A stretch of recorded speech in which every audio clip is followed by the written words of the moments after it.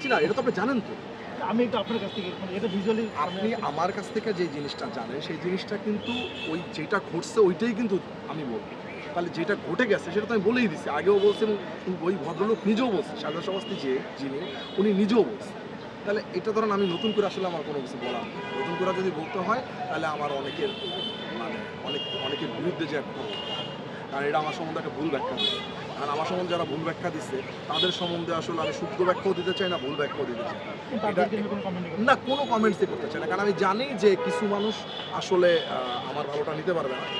এটা শুধুমাত্র আমি ফিল্মে আসছি অথবা ফিল্ম মেকার যারা তাদের সাথেই হয়, বিষয়টা তা না। বিষয়টা তো আসলে অন্য অন্য সেক্টরে হয়।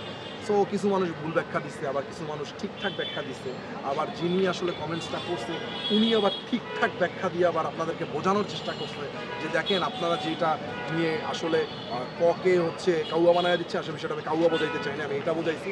আপনারা প্লিজ এটা কইরেন না, আপনারা আমার ব্যাখ্যাটা আবার শুনুন। তো ওইটা করার পরে সবাই ঠান্ডা হয়ে গেছে, যারা করছে কিছু সংখ্যক মানুষ এটা ঠান্ডা হয়ে গেছে।